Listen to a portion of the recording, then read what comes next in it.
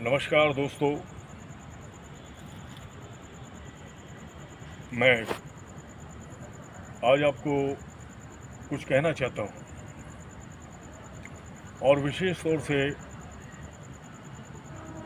हमारी बहन बांसुरी स्वराज जो नई दिल्ली लोकसभा से सांसद हैं, मैं उनके संज्ञान में कुछ विषय लाना चाहता हूँ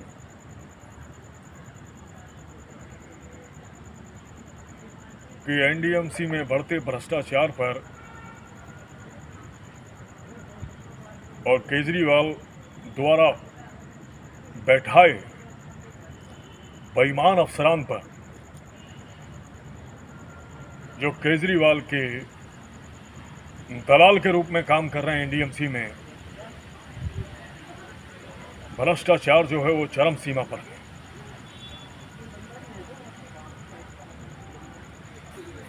एनडीएमसी के किसी भी विभाग में आप चले जाइए, बिना रिश्वतखोरी के कोई काम नहीं होता।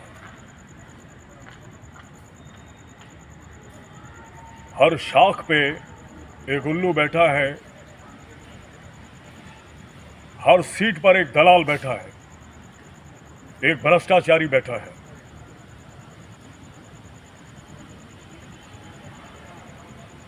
लोग रिटायर होते हैं,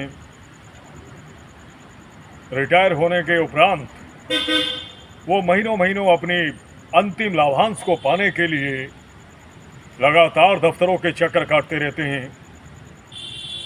कई बुजुर्गवार तो ऐसे हैं जो बेचारे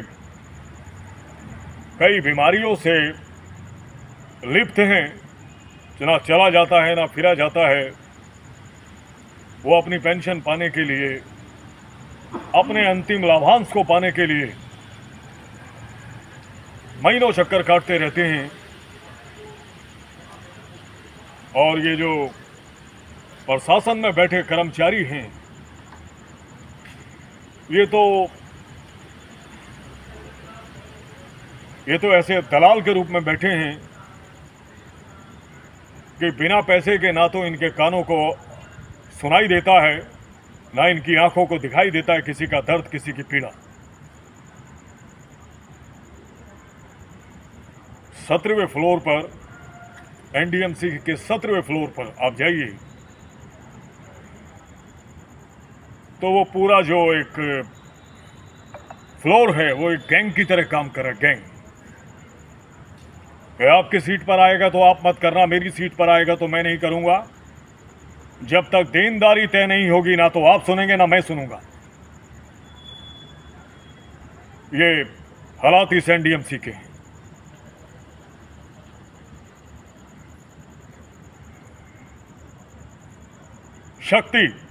शक्ति पुत्र राजे एक लॉन्ग एब्सेंटी, वो कोई 5 साल पुराना लॉन्ग एब्सेंटी नहीं था।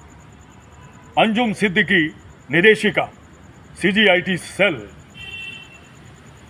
जिसकी लापरवाही, जिसकी तानाशाही के कारण वो शक्ति पुत्र राजे इस दुनिया से चला गया, जिसका केवल एक ही सपना था कि मुझे पालिका सहायक होने का अवसर मिले। 20 साल उसने संघर्ष किया इस नौकरी को पाने के लिए, लेकिन अंजुम सिद्दीकी और उसके सहयोगी निदेशकों ने की लापरवाही के कारण, गुंडागर्दी के कारण, बेफरमानी के कारण वो दुनिया से चला गया।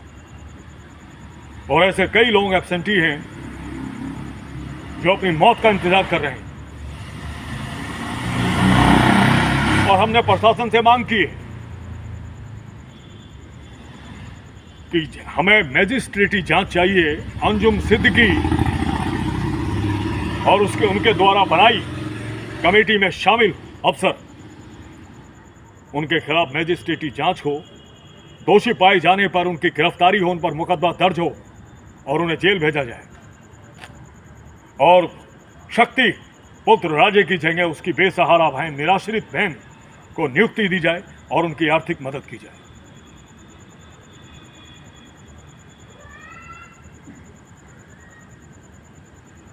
इतनी बेफरमानियां इस एनडीएमसी में चल रही हैं। करुणा मूलक आधार के कर्मचारी, काला कानून, 90 दिन की मस्टोल, 230 दिन की मस्टोल के बाद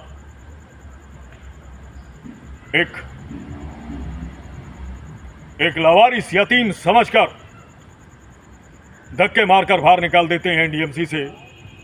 मरता है तो मरे, जीता है तो जिए, यतीम और लावारिस है वो। जिसके पास आय का कोई साधन नहीं है, कमाई का कोई जरिया नहीं है, आप उससे मकान भी छीन लेंगे और उसकी आय का साधन भी छीन लेंगे। ये कैसे नियम कायदे हैं, कैसी नीतियां हैं कि जो ऐसी कैसी नीतियां हैं जो बिना तलवार के लोगों का कत्ल कर रही हैं। ऐसे कैसे कानून हैं, किस तरह के नियम कायदे हैं जो बिना तलवार, बिना चाकू, बिना रिवॉल्वर के लोगों का कत्ल कर रहे हैं, मौत के घाट उतार रहे हैं।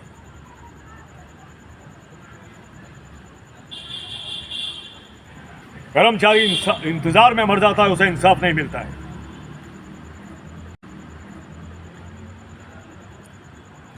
लगातार सफाई कर्मियों पर बढ़ता अत्याचार, लगातार करुणा मूलक आधार के कर्मचारियों के लिए हम लगातार मांग करते आए हैं कि आप अदर एजेंसीज को हायर करने की बजाय आप इन्हीं लोगों को क्यों नहीं इनको रेगुलर कर देते, क्यों नहीं उनकी जगह इनको नियमित कर देते। आप लेफ्ट आउट कैटेगरी जिनको 2014 में आरएमआर हो जाना चाहिए था, लेकिन प्रशासन की लापरवाही के कारण किसी के बाप का नाम बदल दिया।